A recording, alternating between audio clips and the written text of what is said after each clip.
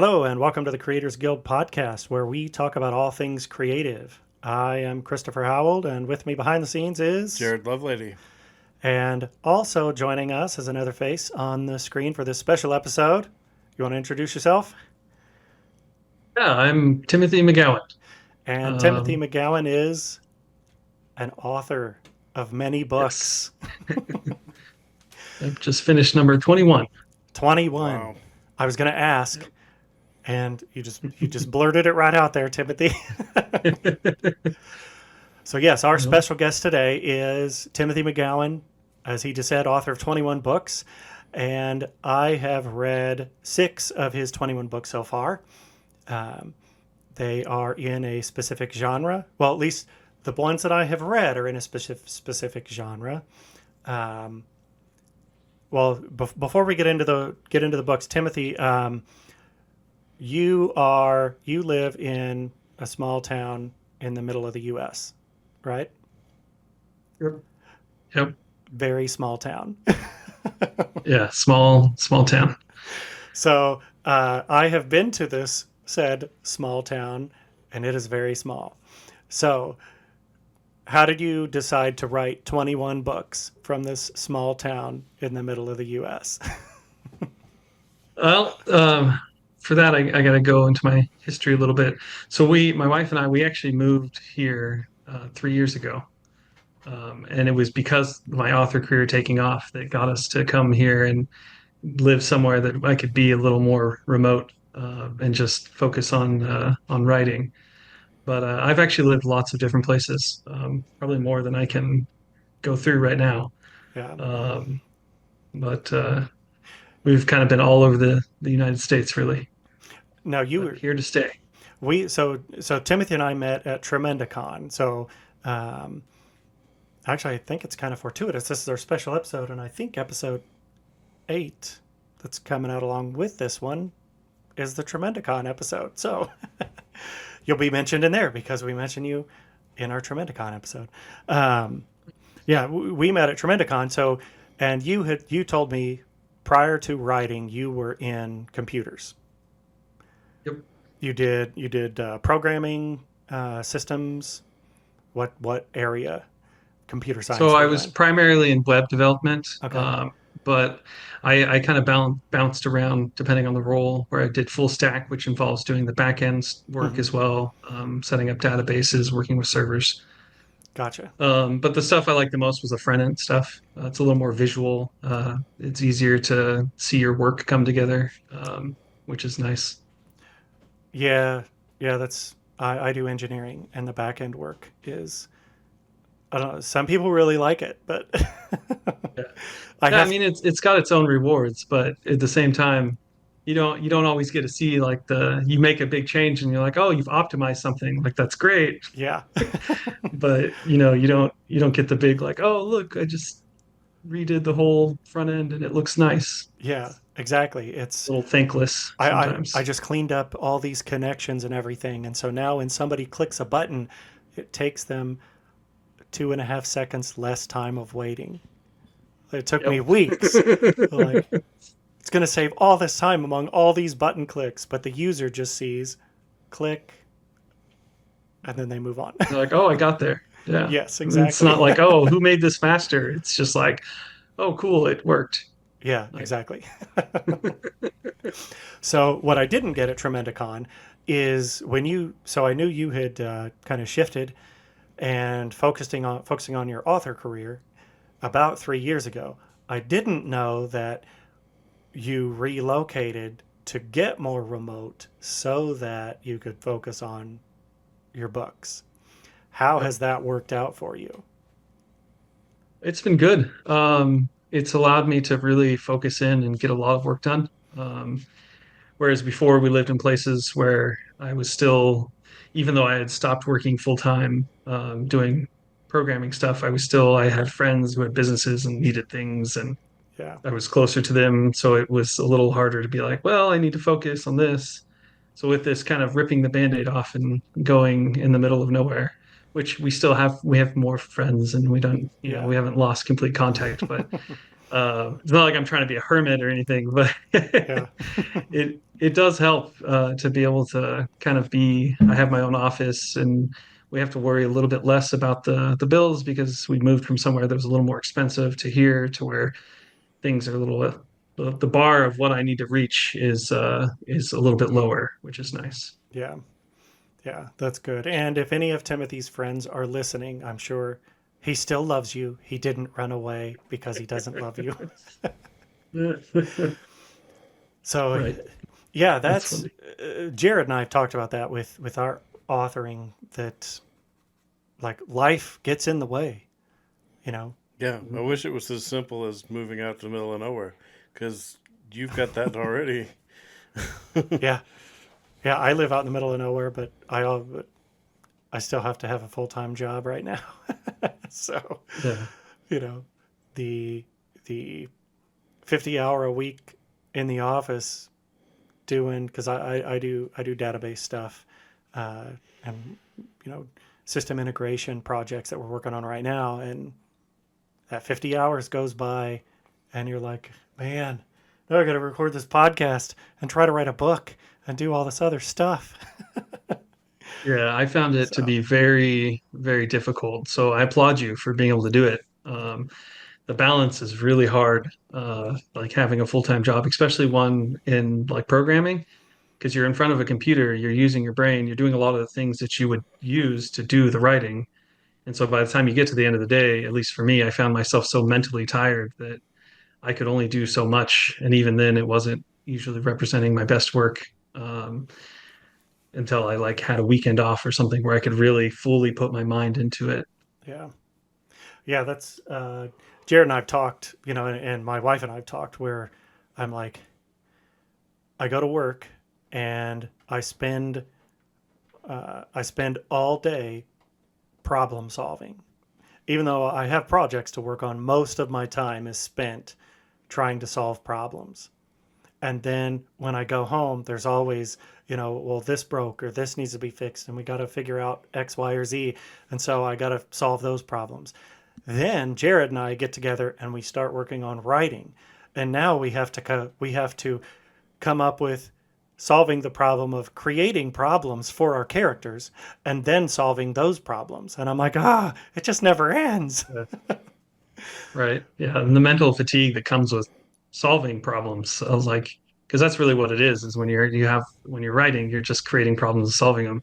Like it mentally it gets to you. So I can only imagine, spending a whole day of doing that and then getting home to like, I want to do this for fun. I am having fun. Yes. This is enjoyable.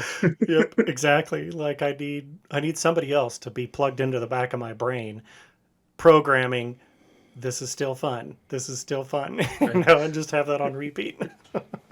Yeah, which I mean that becomes part of full-time writing as well. Yeah. I've noticed that, not every day am I inspired and I feel like wanting to write and going through everything. So a lot of the days I have to rely on my own work ethic to be like, okay, I need to write today. I might not feel like writing, but I need to get words onto the paper Yeah. because this is what's paying the bills. So Yeah. So have a with that, balance of that. do you have times like there was an interview, and we may have talked about it before in another episode, but I'm going to bring it up again. Interview between with or not an interview, but kind of like a TED talk with George R. R. Martin and Stephen King, and they're sitting on stage, and George R. R. Martin kind of asked Stephen King about how prolific he is at writing, and he's like, I'll just get stuck for hours on a single sentence or a single paragraph. And then Stephen King's response was, well, I will, I write for X number of hours a day and get so many pages written. And that's what I do. Whether it's good writing, bad writing, it's my job every day is to write this number of pages. And sometimes I'll get into a groove and write more, but no matter what, I write this many pages. So from your perspective, how has that been for So you from a making I yourself I write lean versus being inspired? yeah I lean more towards the Stephen King side where I actually have a word set that I aim for every day. And I write Monday through Friday. I don't write every day. I try to take the weekends off to let my brain so I can just think about the story and just let the juices kind of build up. But I definitely get plenty of times where I hit the Martin side of it, where I'm just like, I know I need to keep writing, and I know it doesn't have to be perfect.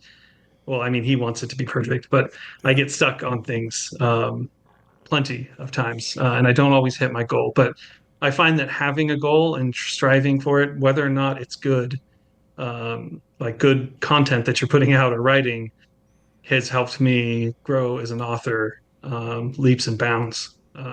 Just because I'm getting more chances to write and getting more stuff written, which means inevitably I'm learning and growing more than I would if I would, at least in my mind. I don't know. I would say more than I would if I got stuck and just I battled every single word. Yeah. Because at a certain point, I like to focus on the flow of writing. I like to think that, when I've got things going, as long as in the end it has a really good flow and the words and everything's coming together right, then it's okay if if it's not perfect, and it's not, and I'm never aiming for prose or anything. Yeah. Like I'm kind of middle of the ground. I mean, you've listened to my stuff. It's entry level. It's what you want. It's kind of easy to take in. I'm not trying to twist you up with words Yeah. or be overly poetic or Have you read Malazan Book of the Fallen series or heard of that? haven't. I've heard of it, and I'm pretty sure I might even have it on my bookshelf. It's one of the book series that I'm getting towards. But I need to finish Jade War and Sword of Kaigen first before I jump into it, I think. So Stephen Erickson he writes the Malazan books, and yeah, just that comparison, like you said, that the you have to be able to sit down, you have to be able to pay attention to Stephen Erickson's books. If you're reading, like the dog can't run in and interrupt you, and bark at Yeah. you or anything. It's like, If oh, I'm lost. Yeah, from an audiobook perspective, if it's like, oh, I needed to make a left turn here. Okay, let me shift through traffic. And then I'm like, crap, I got to rewind this now because I have no idea what just happened. And, it's literally like everything on the page has to have meaning, and like big meaning where it's impactful throughout the whole rest of, like, that one sentence could be, well, that just laid out the plot for an entire other book that's going to be written, you know Yeah. so Which is, I have nothing it's against someone who writes like that, but I could see that being very mentally exhausting, getting in like the level of commitment that you're putting into each word and each sentence. yeah. I mean, maybe someday, but I'm definitely I not there yet. I don't know. I mean, listening to it sometimes, as much as I enjoy his writing, especially he does, I love the characterization that he does, and maybe part of that is I do a lot of audiobooks, and part of it may be that the narrators really do. He's gotten excellent narrators so far in everything of his that I've listened to. They really bring those characters to life, and so part of it might be I get sucked into the characters, but also he'll have like 16 characters in the first two chapters, and they're all important characters, and you're like, Yeah, that's wait, which person is talking right now? What were they doing? Oh wait, that's a totally different. This is a totally new person, you know. Yeah. yeah. I I'm finishing a. Oh, sorry. Go ahead. oh, I was just gonna say that's not how I write. That's not how I can write. For me, it's get it on the page. I can edit it later, and that's yeah. Right. Yeah. Because the big part of it is just the getting it on the page. I mean, a lot of people can't follow through with that. And that's a big hang up. Yeah. So just getting it on the page and then having something to work with, that's like 99% of the battle. Yeah. And then just taking it that 1% back is you can get a home run with that. But I was going to say I'm listening to. I'm just about to finish a book. It's called Quest. The series is called Quest Academy. I forget what the name of the book is called, but it's an academy book, and so you've got just a huge cast of characters, and it just reminded me of what you were saying. Like with one chapter, they've introduced 17 characters, and you're like, how am I supposed to remember all these? And I find myself like having to stop and really think and be like, okay, this character was introduced and she just did something very important, and I can't remember exactly what who she was, Yeah. because it just comes back maybe a couple chapters later, and you're like, oh, remember this character? Now they're doing this impactful thing, and you're like, whoa, wait a second. Yeah.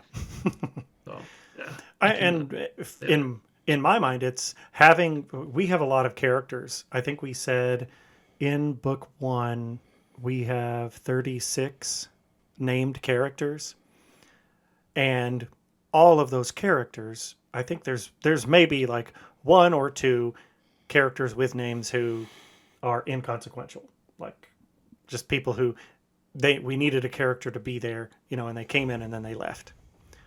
But almost all of those characters will have an important role long term in the story, but we don't introduce you to all of them in the first chapter.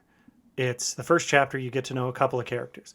Then the second chapter here's another one, and then a few chapters later here's another two or three, and you slowly build. It's like I'm building my friends group, and now my network is expanding. And for the price of $39.99, you can join my network, and you can join my pyramid and make money too. mhm. So it's I love characters. I love reading characters, and I love reading Steven Erickson's characters, but they come at you fast. You got to be paying attention. So Yeah. I tried in the Arcane Knight series. I tried to. I mean, because there's a large cast, and yes, there's lots of side characters that get introduced that have importance. But I tried to kind of stagger them out as I did it. So you'd have like this little pocket adventure that would happen, and you'd be introduced to these characters, and you're like, oh, are they coming back? And then you get to book three, and it's like, oh, there they are. yeah, And then you've got them coming back, and then in the finale of everything coming together, you see that all the friendships and things he's made are what becomes the kind of stepping stone for him to be able to succeed in the end. yeah.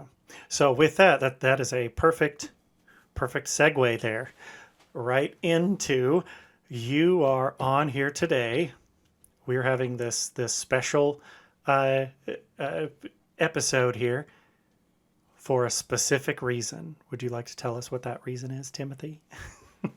Yeah, so I have a book release coming up, and it's a pretty big book release because it's book six of the Arcane Knight series, or the Order and Chaos series, which is entitled Arcane Knight. And so it'll be the end of this series, which is always really hard to do, and Yeah, really hard to kind of build up to. But I think I've done a pretty decent job, and I kind of took care to give a few short stories at the end as well to kind of polish off the world and some of the characters. So yeah, we're releasing book six, and it should be the beginning of August. I'm aiming for August 2nd, but that's not official yet. I won't know until probably a week or two from now when I get some notes back. So yeah, yeah. I yeah. can. So we have a lot of books ahead of us. What are your feelings? You said it's kind of a sad thing, but like, what does it feel like when you typed? I don't know if you actually typed the end, but when you Yeah, I did. even if you typed the end, like that's the end of the It's a series. How does that feel? Yeah, the end of it's an interesting feeling that I've had a few times with some different series that I've done, but for this one, that it's such this series has really been a big a boon for us and our family, and just so to put the end on it, and after six books, it was a huge weight off my shoulders, but at the same time, there was a kind of a thrill to it. Uh, it's hard to describe, Yeah. but it's an interesting feeling, and it never gets old. Have you gone out and done any, or do you have a tradition when you finish a book or finish a series of celebrations that you do? Yep. So we're actually really good friends with our neighbors that we moved out here with, and uh, so we used to do this just ourselves, but we'd have a drink and we'd try a different cocktail each time. We'd have a little celebration. We'd show the cover and I'd talk about it, with my wife and the kids. Now we have our neighbors that come over as well. So we go and we all have a drink and we kind of discuss the book and I talk about what's coming next. And it's just a little tradition we've created, but it's been fun. We actually did. So I finished uh, the rough draft of book six not long ago. Well, it'll be a while since this is airing, different Yeah. time, but a while ago, and we hadn't celebrated yet. So we actually mixed the celebration with the Fourth of July celebration, and just everyone had an extra cocktail more than they were planning. Nice. But no, no, this series is finished. We're gonna light a bonfire, put togas in the backyard, and you know. Nothing so grand. I've tried to convince my wife that I should be able to get a leather bound of a favorite series every time I finish a book, and then Mhm. she's like, "Well, you finished 8 books last year. We're not buying 8 leather bags." Like, oh, Like, come maybe when I on. finish a series, I'll have Yeah. to bring that back up. Like, I finished Arcane Knight, so Yeah. hmm, Yep. I think I'm Exactly. due. Hit us up later. His brother does leather, so Oh, Yeah. If you nice. watched what Caleb was on episode 5, maybe if you get around to episode 5. So my brother Caleb does does leather work. So he's actually working on some leather bound copies for us for Oh, really? trying out You'll some have to show me different what that styles. what that So looks like, because that'd be really cool. Maybe I'll have him throw something together for me and get him hired, yeah, he's even if it was just a special edition, something I could put on my shelf.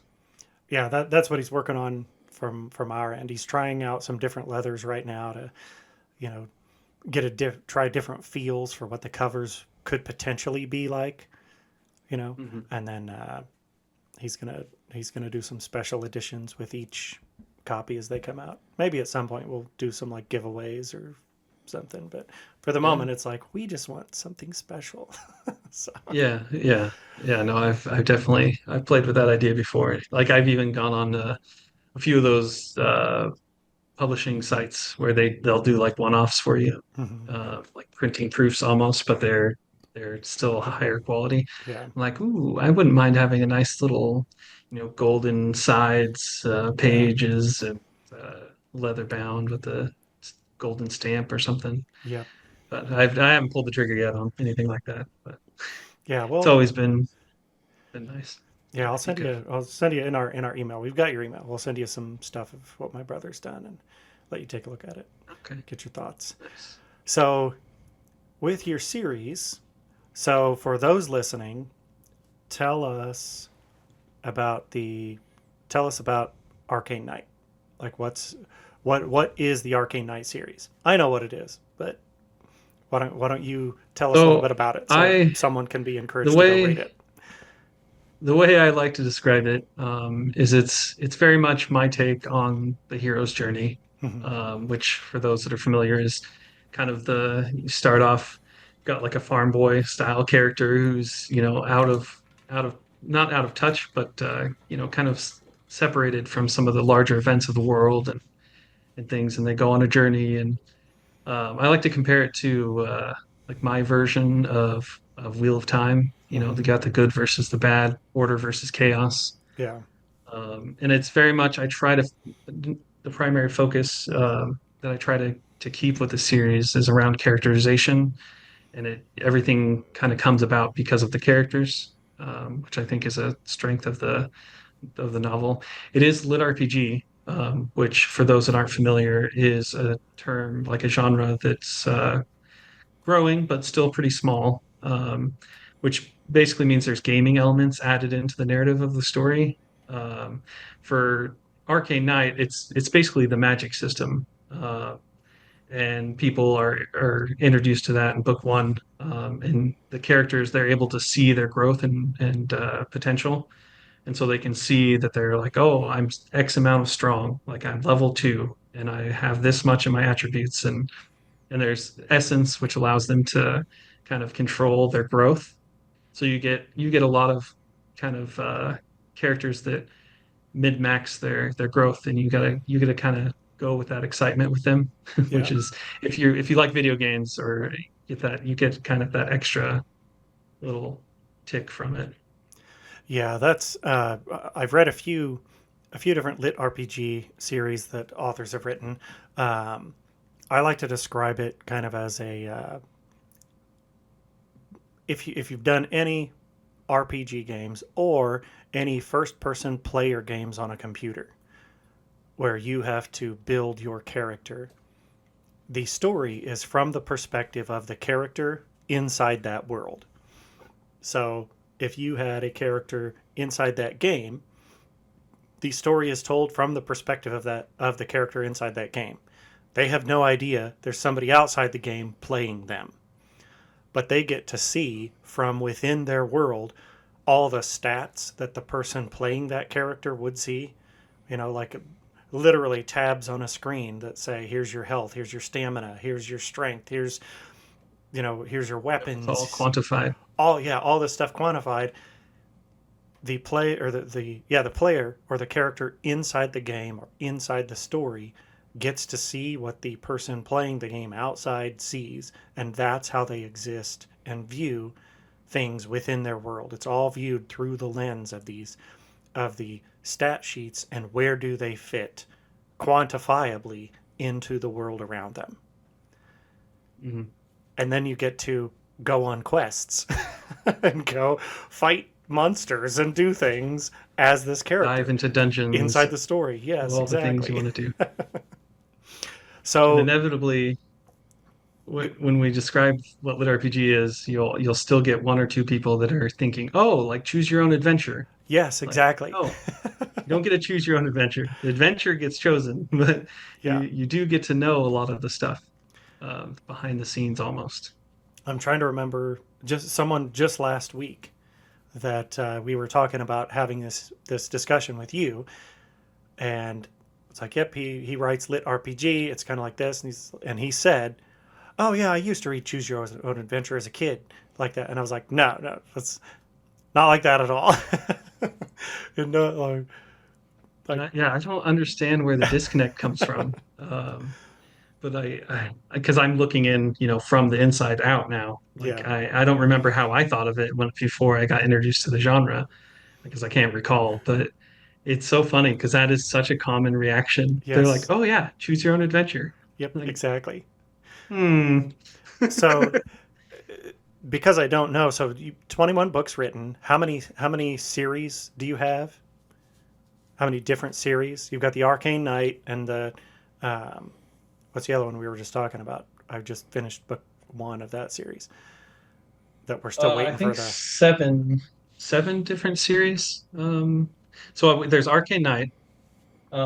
There's Path of the Titans. That's the Path of the Titans is the There's one I read book Yep. one of. There's Lastborn of Kadarth, which is kind of a sci-fi dystopian setting, but it's very much a fantasy story kind of being told within it. Gotcha. The cover gives you sci-fi vibes, but it's a lit RPG fantasy still.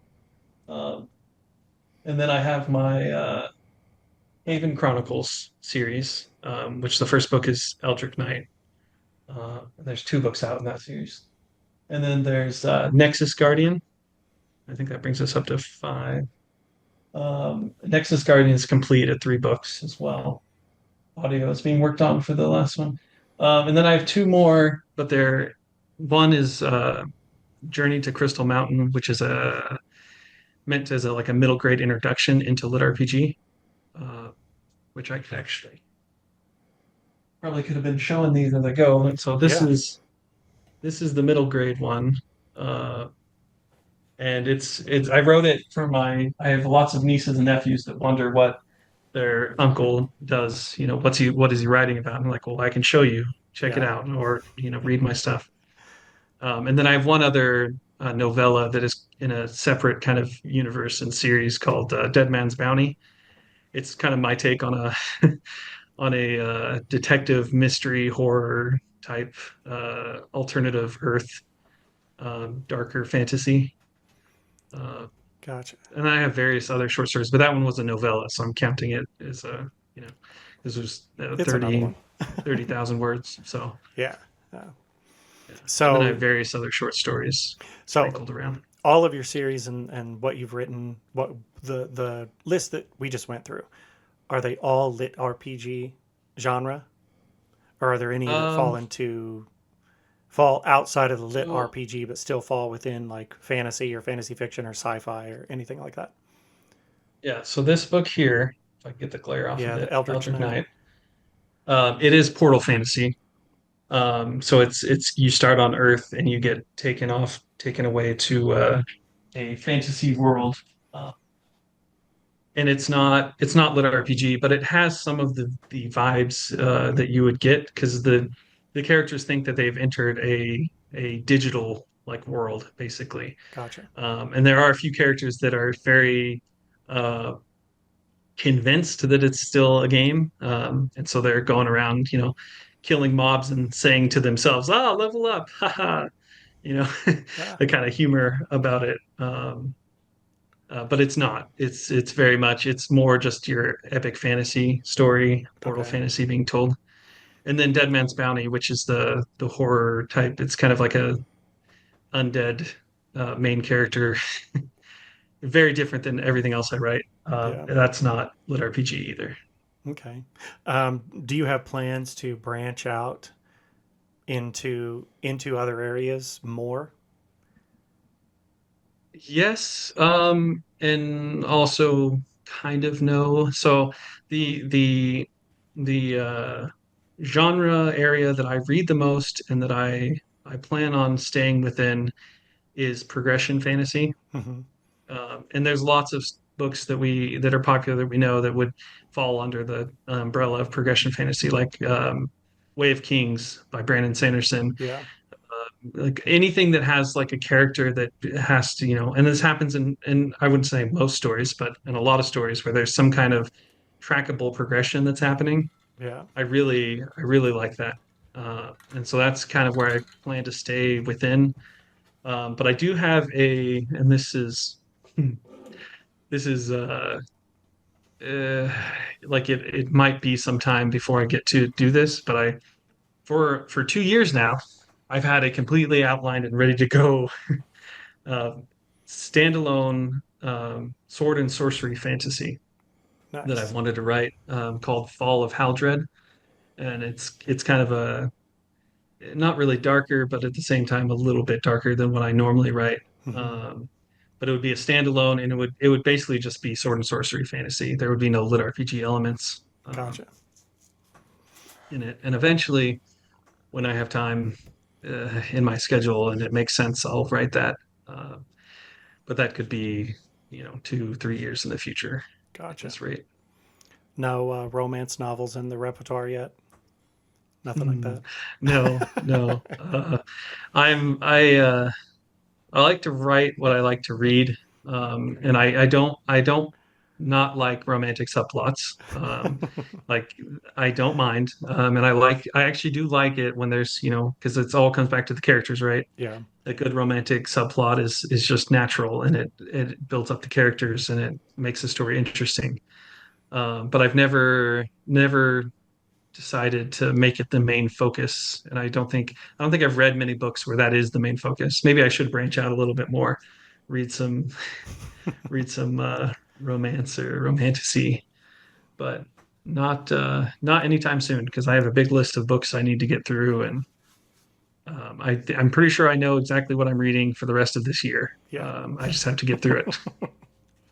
Just go watch when you're ready to shift into that mode. Just go watch like Sleepless in Seattle and You've Got Mail a couple of times, and Yeah, or the it's An Affair to Remember with Cary Grant. Go watch some of those and deep dive into right. It's romantic funny. plots.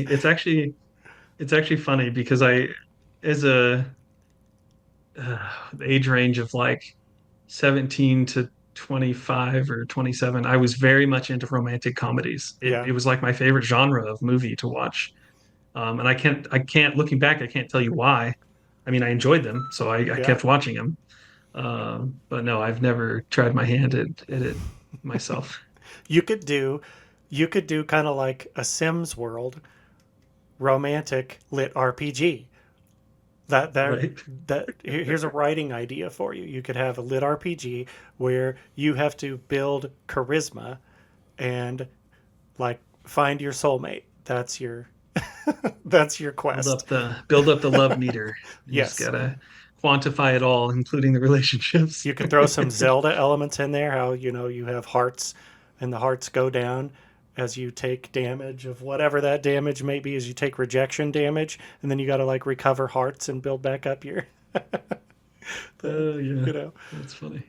You could make it work. You could fit it into the Yeah. RPG genre. Come on. I mean, really anything could become lit RPG, which is what's so awesome about the genre. Yeah. Like you can grab almost any genre, any subgenre, whatever, and add, stats and quantify things, and then ta-da, it's become lit RPG, which is kind of nice right now because the genre is small, but it has so much variety because there are so many ways to take Yeah. the not only the idea of lit RPG, but like the execution of it, and really run wild with it. Yeah, I've noticed, like with the Arcane Knight series, um, the way the characters grow, the way they develop, how they use mana and essence and different things to help increase their strength and increase how they're able to do things. Not all lit RPG authors do it that way. You know, Yep. No, there's it's different very varied. mechanisms of what actually has to happen to be able to make your character grow, and it's really endless. You could literally make a lit RPG where in order to use your magical power you have to consume the right amount of pizza, you know. Right.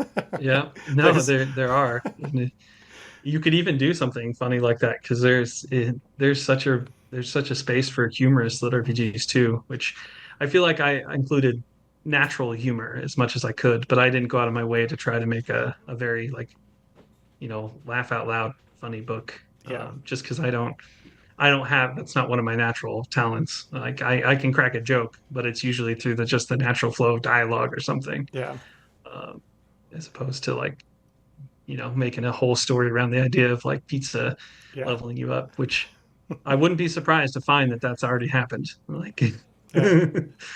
I mean, it's really take all video games from the 80s, 90s now.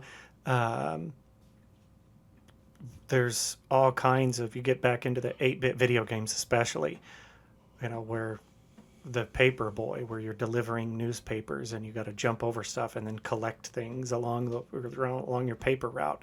You could write an entire lit RPG about a paper boy who has to level up right? and increase certain aspects of himself in order to deliver papers. There's so many things you Yeah, could you do. totally could. So so the new book 6. So tell us a little bit about some of your characters, the people that exist, and the world of the Arcane Knight. Okay. Without spoiling too much, book six follows Caldor, which is his main character in the series. And what can I say without giving too much away going into Well, book well, six? why don't we jump back? So high level overview. So Caldor at the beginning, very back, book 1 of the Arcane Knight. Um, Caldor discovers he can be an adventurer, Yep, he's and got the spark. he's got the spark. He starts adventuring, and he meets characters along the way. He starts growing and developing, and learning that he has some special attributes that make him the main. He's the main character of the story. So it's the hero's journey. There's something about him that makes him like Uniquely different. the character. So, you don't tell us, like, don't give away the whole story, but Yeah. Caldor along the way faces some different challenges. And then, I mean, he really faces challenges in the form of like individual challenges, loss, uh, struggling to develop himself, and then he gets into even on a global scale or global within the world that he lives in. Um, Yeah. Challenges that get thrust upon, thrown in front of him, and burdens that get placed on his shoulders. Meanwhile, he's still got to figure out how to keep leveling up. Yeah, keep getting stronger, and because and I part of that because you're doing a good job going through it without giving too many spoilers, which is nice. But part of the his journey and him getting stronger, um, kind of brain farted what I was going for or what I was about to say. We're talking about his strength and his that he needs to keep an eye on his own strength and growing stronger because Yes. part of what I wanted to show is that there's always going to be someone stronger because there's people who've been doing this for years and years and years. Yeah. And at a certain age, you might be very powerful, but there's ways that lessen your power to a certain extent.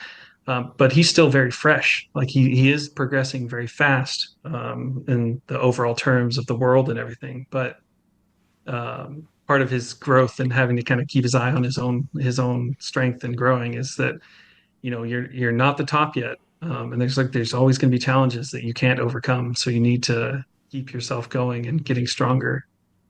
Yeah. Uh, There's always which a bigger fish, as Yep. the saying And then goes. he's got to make the decisions of whether or not, eventually, and you know what this is, people won't without me spoiling something, but eventually you learn that, he can do certain things and then he has to prioritize doing those other things as opposed to using the essence to make himself stronger. Yeah. Uh, Well, and so we learn a lot. Like one of the things you get into in your story, which I like, is having to have your characters have to have balance. If things are out of balance, if you could just get all of Superman's powers, uh, but you're an idiot, that's you could destroy yourself or destroy the world inadvertently.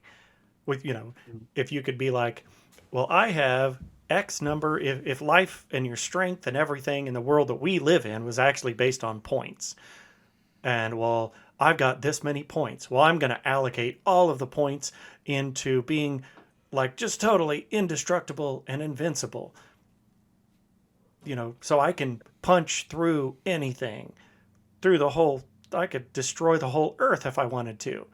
But I'm also really dumb because I didn't put any points in any other attributes that are going to actually help me be a rounded person and balance things out with the rest of the world. And so I right. might end up actually destroying the world Yeah. and then be And like, it, oh, it's well, crap, that was a really bad thing to do. right. And yeah, that's one of the things I tried to hit on where he not only it's very important for him specifically because of his class to keep things in balance, but also just growth in general. The idea that you kind of have to grow it together, otherwise you are out of balance, and you can't just give yourself all the strength in the world because then you're like you said, you could be really dumb, or your constitution could be very low, your ability to survive diseases and other things. Like it's not going to do you very good if you can punch something once and then done. Yeah. Uh, which there have been lit RPGs around that. The Yes. idea of like focusing just one area and becoming overpowered and crazy. I wanted to give it a more realistic feel to where, if you did something like that, you suffer consequences. And he Yeah. he learns that as well through his journey that, when he does go a little hard in one direction, he becomes, kind of out of balance and whatnot. But going back just to the story in general and his difficulties that he has, one of the things that I had him do that I got mixed reviews about is just he has a little bit of naivety when it comes to the political side of the world. Yeah. Um, that because at first you see all these gifts and you're like, oh, you get this and you get that. Like, this is great. These people are so nice. Yeah.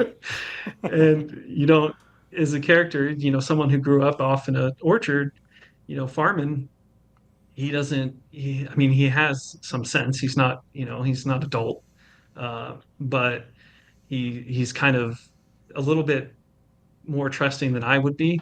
I would say. Yeah. And he gets that from his relationship with his father, who was just this really honorable and trustworthy person.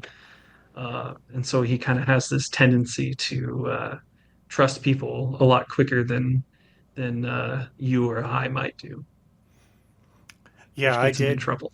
I mean, it was right at the beginning, you know, when he meets up with a group of people, and like you said, it's oh, they just it's like they like me, they really like me, and you're like, yeah, They're like, oh, they were, these are yeah, people, these are yeah, very powerful people that govern everything. Like nothing comes without attachments.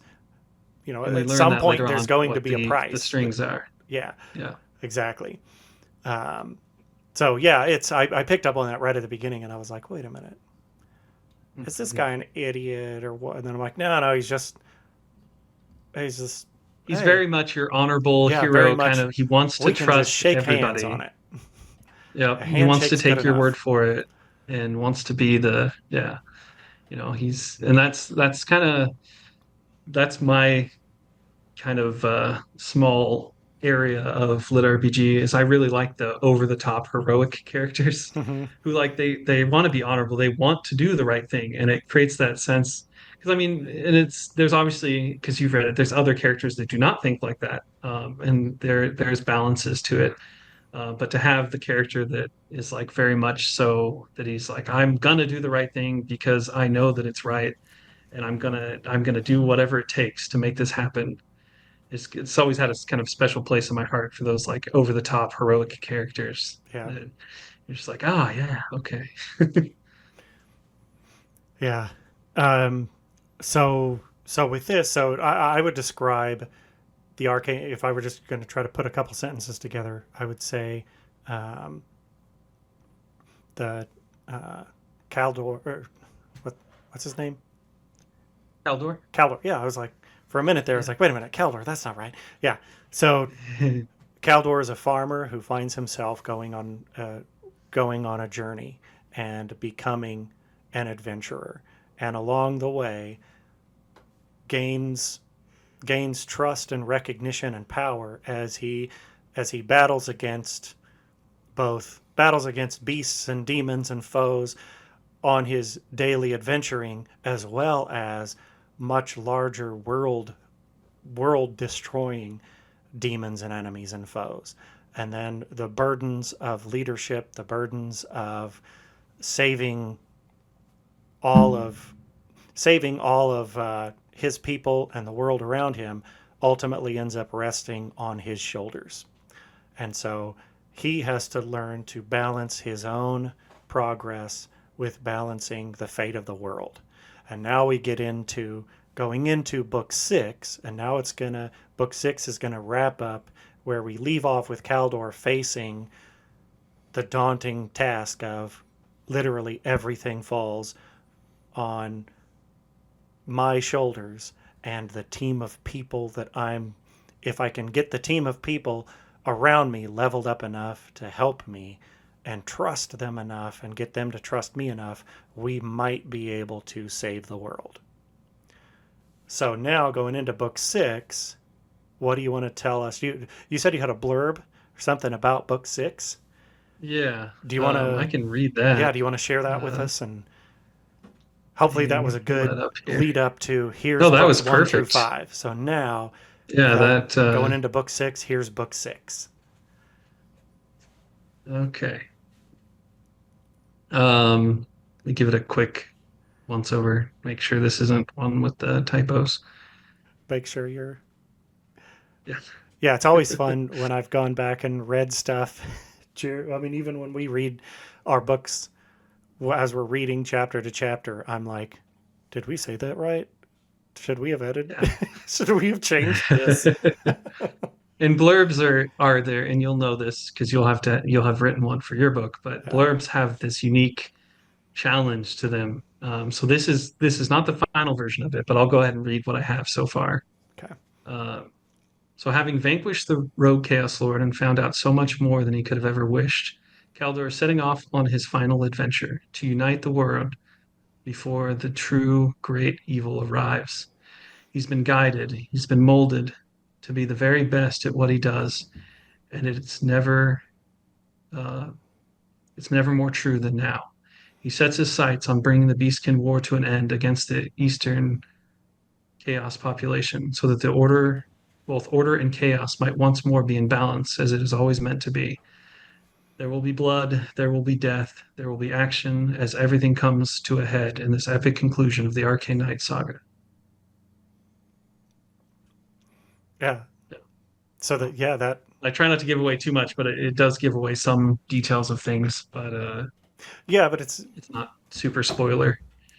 yeah anybody who hasn't read it yet has no idea like Beastkin. What the heck is that? Well, go read Arcane Yeah, go Knight, read and and you'll find out. find out what the Beastkin are and how he defeated them and what happened with that. And who Yeah. are the Eastern Chaos Lords? Well, go read the books and you'll find out. And then we have so the blurb you just read, Arcane Knight, Book 6, and it's the Order and Chaos series. And then the Arcane Knight books are books 1 through 5, and book 6 is coming out. You said so your target date is around August 2nd, but Yeah, I'm looking at that's kind of August a 2nd, but it's a flexible target at the moment. mhm. Yeah, because it all depends on I've done enough books that I know how long it usually takes me to do certain things. But until I actually get my notes back from my editor, I really don't know how long it'll take. I mean, he could say that he could tell me after going through and doing the line edit and doing his other edit, he could tell me that the ending just doesn't snap. And I'm just like, well, I guess I'm gonna Yeah, go through and tweak it a little, and it might take a little bit longer. Or maybe I need more short stories at the end to really polish off all these characters that I've created. gotcha. Because, for instance, well, I shouldn't say because I don't want to give away, who's making it to Who the end makes it and who and doesn't? whatnot.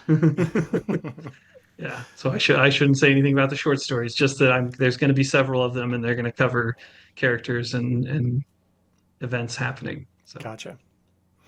Okay. And this will be how many series have you completed so far? How many of your 7 so series? completed. Um, uh, so Counting, this counting, counting. 4. Yeah, so Okay. I got a good reference right behind me, so I'm just Yeah. like, let me just look. So this will be my 4th series to be finished. But also, it's as it is with most of my series. It's an ending, but it's not a forever goodbye. Yeah. There's enough open that, like, if I ever were to come back, and another tidbit about my not all my series, but like this one here, this one, and this one are in a connected universe. Yeah.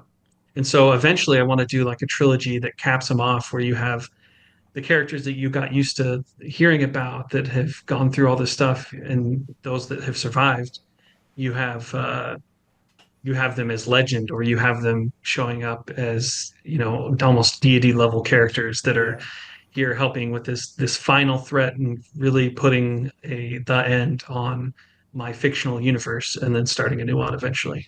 Yeah. Yeah, that's I mean that's an exciting prospect to say, you've connected all these things. You've I mean 21 books is a lot of books. Um, and 4 series, it's a lot of series. You know, uh, that's a lot of work to put out there. So it's exciting. It's exciting from a reader perspective. Having being on both sides. So Jared and I are from the writer perspective. We have a very very long road ahead of us to get to the conclusion of just the one series that we're working on right now. Um, so from a reader perspective, to also look and be like, okay, I've got 4 series, and then to know like 3 of these series might potentially have some combined other story that's going to pull them all together. That's exciting. It's exciting to see that both from the reader side who's reading your books, and then from the author side to be like, wow, yeah, it takes a lot of thought and planning and Yeah. consideration to be able to tie things together like that. I mean, because we're trying There's to do lots it just of within one series. So yeah. I mean, even in one series, it's difficult, but like the juggling between them, depending on how deep you want to do it, it's gets to the point where you get headaches over it. yeah, Like it's like and then you at least to me sometimes I wonder it's like I have to think back and really focus and like what did I include in this particular trilogy? I forget how much exactly I've revealed, under the curtain. So like for one particular series, by the end of it, for Lastborn of Kadarth, you get a lot of kind of under the hood explanation to the magic because of some like more deity level characters interacting with the characters by the time you get to the end. And so I have to keep all that in mind when introducing and cross introducing some of the characters and where they fit in the timeline and in the future books, what is going to be a part of this. But I'm really excited and it won't happen this year, and it probably won't happen next year. But I'm hoping for 2026 that I'll put together anywhere from 3 to 5 books where you'll have, and I don't know what it'll be called, but I have a book outline already of what needs to happen, just because of all the other stuff that have been built up to this.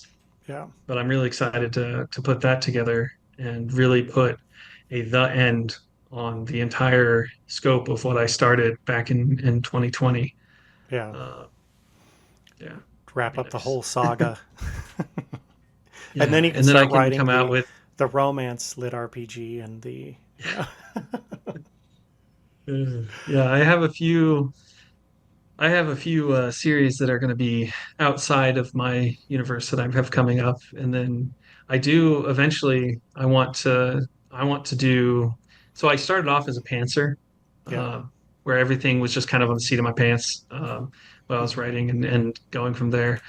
But I'm very much evolved into an outliner that does brief enough outlines that I can kind of pants my way through scenes. yeah, Because I don't go into the detail in the scenes to really figure it out until I'm in the middle of it, and then I'm figuring out what are the key moments happening. Or I'll have the key moments, but I won't have like the minutia in between. yeah.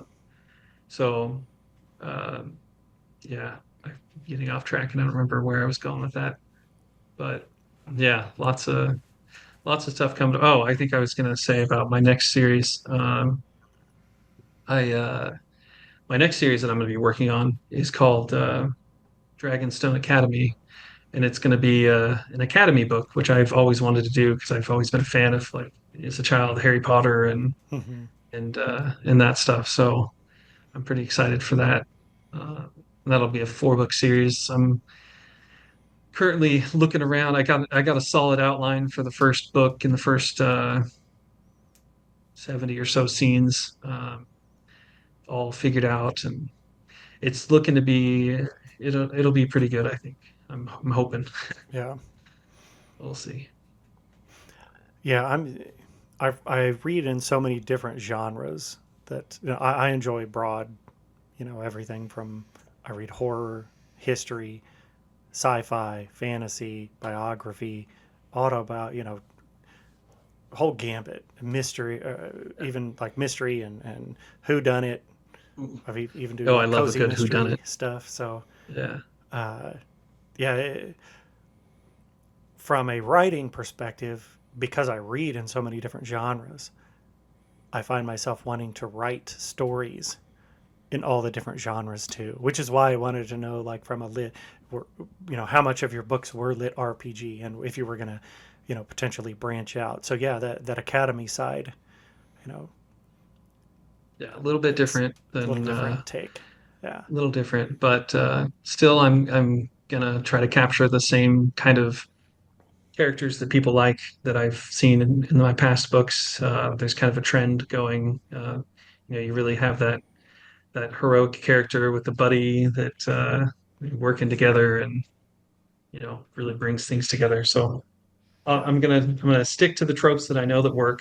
I'm gonna deviate in a few places that I think would be fun, especially yeah, with the magic system and the lit RPG.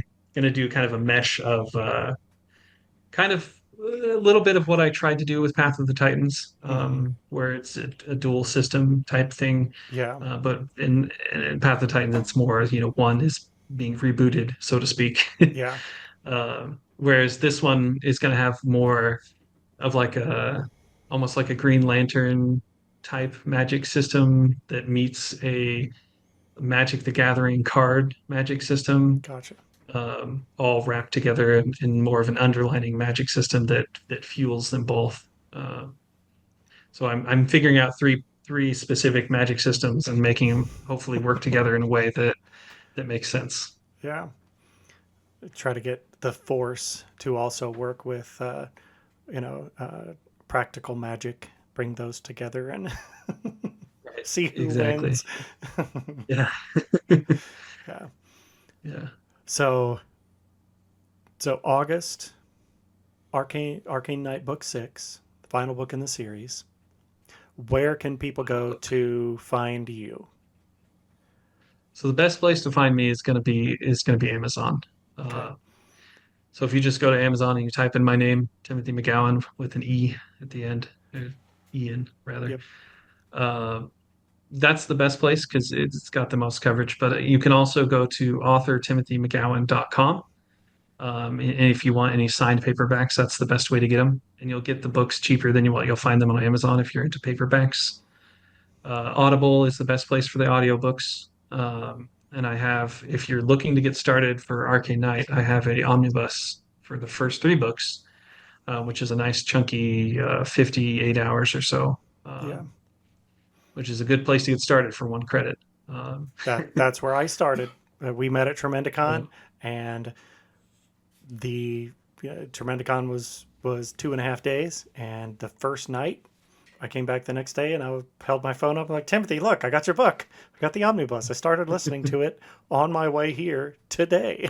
So yeah, and that's such a like as an author, like it feels good when people because I had somebody else come up too and they're like and I think they bought a paperback but they're like oh I just started reading it and it's really good. I'm like oh it's good to hear. yeah.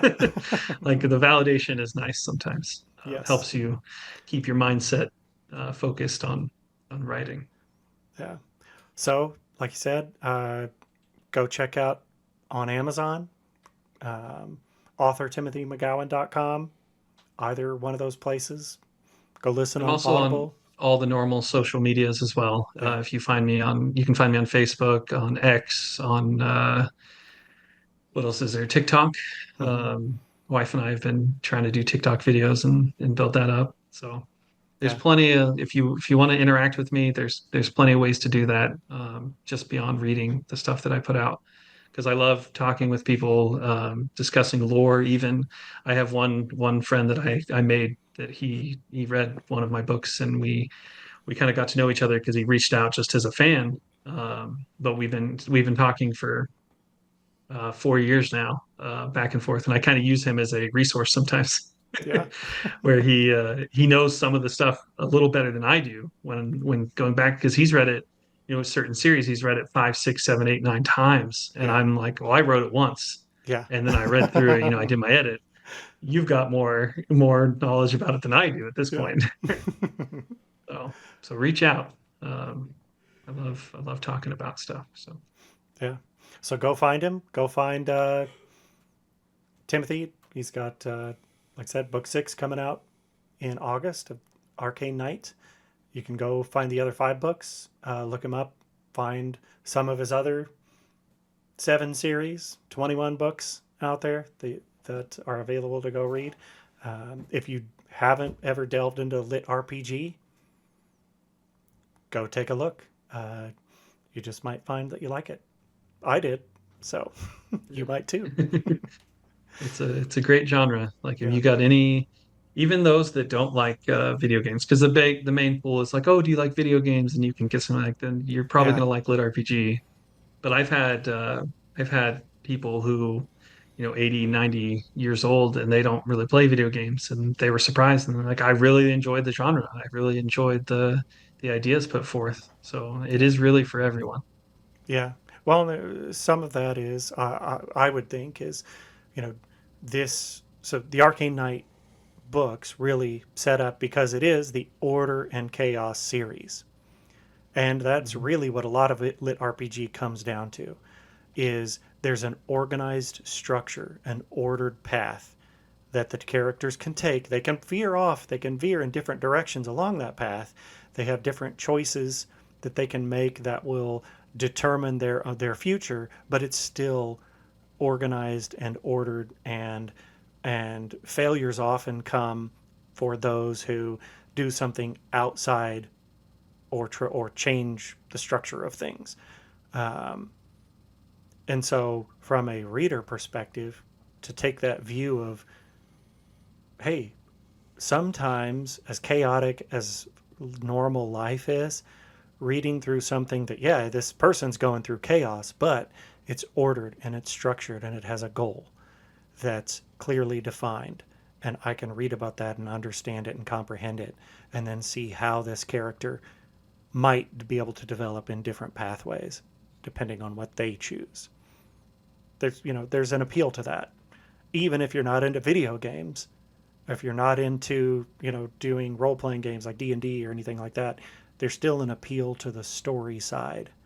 And ultimately it falls back on, like, even, there's an order to how does the Harry Potter magic, the magic in the world of Harry Potter exists with a certain order. The magic in, any of these stories, or the tales of how our characters progress, there's order. And so we, as much as our lives are chaos, sometimes it's nice to read to read how other people use that order and that structure to progress and become heroes. So,